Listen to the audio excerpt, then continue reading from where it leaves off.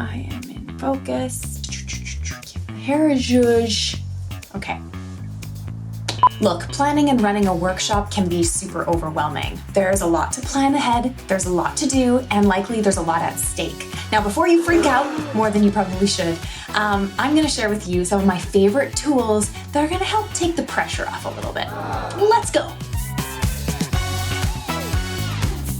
Hi, I'm Brittni Bowering. I am a workshop designer, facilitator, and event host. Welcome to my channel. Subscribe if you're interested in learning more about how to design workshops, how to facilitate them properly, and kind of everything in between. In this video today, I'm going to share with you 8 tools that I use to help plan my workshop before the workshop, to help actually execute it really well, so during the workshop, and then a few tools for after the workshop, doing the wrap up. I hope that this will be a super helpful video for you, and I'd love to hear what you think about the tools I use. Maybe you use similar ones or different ones. Let me know in the comments.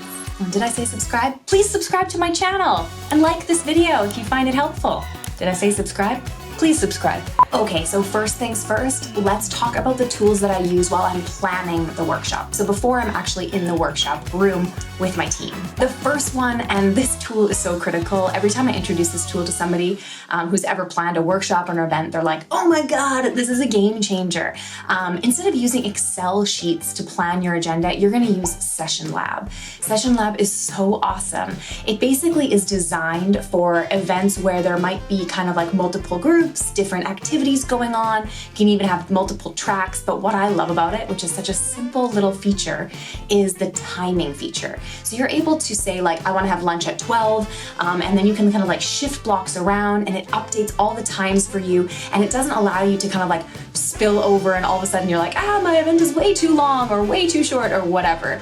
It is fabulous. You can also use it if you're having breakout rooms and multiple tracks going on at the same time. So it's just all about coordinating and all about planning the agenda of your workshops. Very, very helpful. So the second tool I'm going to tell you about is called Loom. And if you've never heard of it before, it's a very handy recording tool. So basically it allows you to record your screen as well as record you. So in a little box or however you actually place it, it allows you to do a lot of different fun things.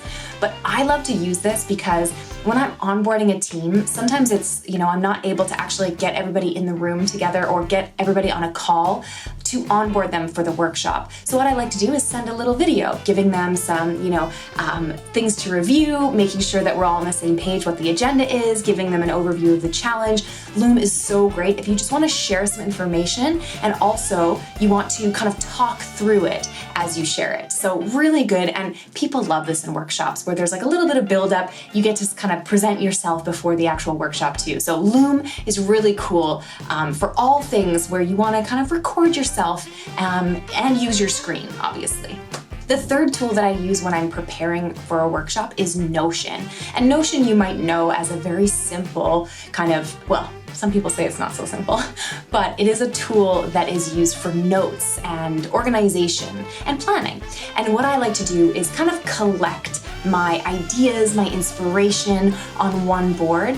Notion is just my notes tool of choice, but any tool that you use will be good. But just having a place where you can kind of write things down quickly, gather some thoughts, some inspiration from websites and things like that, it's always good to have a spot for that. Okay, now I'm gonna share some tools with you that I use while I'm actually workshopping. So the very first one is called Butter. And if you've never heard of Butter, it's basically like Zoom, but it's designed for workshops. So it's super fun to use. It's a video conferencing tool, but it's so cool because it seamlessly integrates with a lot of different tools. So for instance, if you use Miro or Mural, basically you just can pre-program it that when you press on a link, everybody is inside the Miro board with you all at once. It's the coolest thing. So Butter is awesome, especially also if you want to have a little bit more fun with your workshops, which of course I'm a big fan of. So they have a lot of cool engagement tools. You can play sounds, you can have reactions, and people are very much like encouraged to play around and interact. So that's why I love this tool so much, and it's so much better than Zoom, which, Zoom, it's so easy for people to just sit back, relax, and not pay attention. But with Butter, it's really like encouraging people to participate, which is what we want in workshops, especially of course, remote workshops. Now, the second tool that I use during workshops is Miro. So I mentioned that when I was talking about Butter. Miro is one that I use whether or not I'm running it remote or in person, actually. So I like to have a digital whiteboard tool that I use in my workshop. In in-person workshops, what I use it for is collecting pre-work. I might even have everyone build, their ideas or their prototypes in there. I might, if we're doing any kind of testing or any kind of feedback or interviews, I might collect all the data there. And the reason that I do that, and I don't do it, just by hand or what's that word that everybody, analog. I don't do it in the analog style, which I used to do and used to be a big fan of. It just creates more work for you if you do everything analog. You also tend to lose notes and kind of things get a little bit lost in the shuffle. So I would really recommend that you use a digital whiteboard tool even when you're in person with a workshop team. It's just going to make things so much easier for you as a facilitator after the fact. When you're gathering information, there's also all these amazing AI tools with Miro. You can get them to summarize data for you. There's just, the options are endless. So it really, really does make sense to use a digital whiteboard no matter, whether your workshop's remote or in person. And I like Miro. I'm actually curious, do we have some Miro lovers out there? I've used both. I've used Mural and Miro. And I find that Miro, God, it's so terrible how close those are in pronunciation. Miro, I just find it looks a little bit sleeker. It's a little less clunky. I have a lot of corporate clients that use Mural. I think that one can be a little bit easier to onboard people onto. So whether you go with one or the other doesn't really matter, but using one of those tools is critical. And the third tool is called Slido. And this one I like to use actually when I'm in person, especially for like a bigger workshop or a bigger event. It's basically allows you to run polls, to get people voting, get people kind of interacting and responding.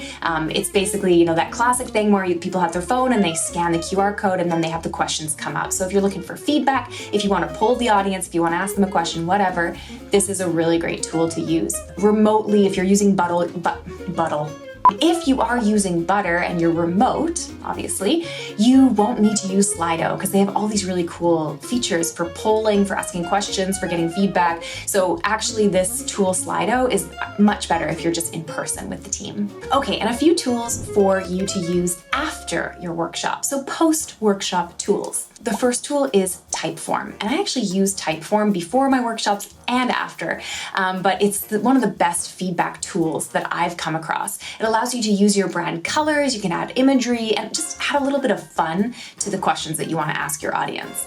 So I use it at the end of my workshop to ask my participants for feedback. Not only do I ask them for feedback on my workshop and facilitation, but I also ask them for what they think our biggest learnings are. It's an anonymous way to get people to sort of think about what we achieved together and to report back to me. And then I can synthesize all of that and present it back to the client.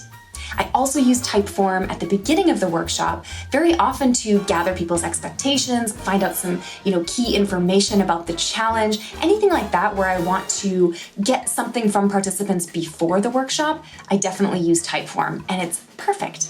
Keynote is my second tool for you post-workshop. This is what I use to summarize all of my data. So I use Keynote because I find that it looks sleek and nice, and I just like the way it works. You can use whatever presentation tool you want, but this is what you're going to use to take everything you learned from your workshop, all of the insights, all of the ideas, all of the outcomes, and you're going to summarize that for the client in a really nice, sleek deck. Pro tip, actually, I would add here is to collect photos during your workshop, because then you can pepper those throughout your presentation, gives it a really nice personal feel, and people just feel a lot more accomplished when they can kind of see all of the work that they did throughout your workshop and time together. And last one is Loom. Again, I'm bringing up Loom again, but I use Loom at the end of my workshop. If it's the case where I have made a presentation deck or I've made a slide deck with all of the results and I want to talk my team through it, and I don't get the opportunity, for instance, to do a debrief. Number one thing I would definitely do is try try to get a live debrief with your client or with your team. But if you can't, then second best is to take your slide deck and run through it using Loom. So you can explain what you're showing them, you can explain the results, explain the next steps, everything, all in one kind of nice little shiny package. Loom is great, it really is. I love that tool. So there you have it, my 8 favorite and most helpful tools. Let's go through them and see if I can remember. So to start your planning, Session Lab, then you've got Loom, then you've got Notion, right? Yes, good, just checking my notes. During your workshop, you've got Butter, awesome video conferencing tool. You've got Miro, or Mural, tell me which one, and Slido. Then after your workshop, you have Typeform, you have Keynote, and you have Loom popping up there again to make a second appearance. Gotta love it. Okay, lastly, before you go, I'm gonna give you a few quick fire resources, helpful free resources for facilitators. This is basically for inspiration, to find new exercises and activities, and just to kind of be submerged, like a submarine, submerged in the world of workshops. So basically, if you check out any of these blogs, Miro, Mural, Butter, Session Lab, they all have excellent resources and inspiration. They have like tons of different exercises, icebreakers, you got idea generators, you got brainstorming exercises. It's just endless. So definitely check those out. Also, IDEO University, they have a really great website, all design thinking, obviously. Those are just some really great, simple ways that you can kind of just like branch out. You know, I think us workshop facilitators, sometimes we can get sort of stuck in our ways and doing the same exercises over and over. So make sure that you're exploring a bit. Those are some really good resources for that. Thank you so much for watching my video. If you found it helpful, I'd love if you gave it a little like. Subscribe for sure if you're interested in more videos about workshops and facilitation and all that kind of stuff. There'll be, well, I shouldn't make any promises I can't keep. There will be videos coming out on a regular basis on this channel. I can say that. I believe that. I can do that. And also, if there's any tools that you're like, hey Britt, you better check this tool out because it's awesome and you'd love it, please let me know in the comments below. Help a sister out. That would be awesome. And until next time, I hope you have a super wonderful, fabulous, incredible, just stupendous day. Okay, bye.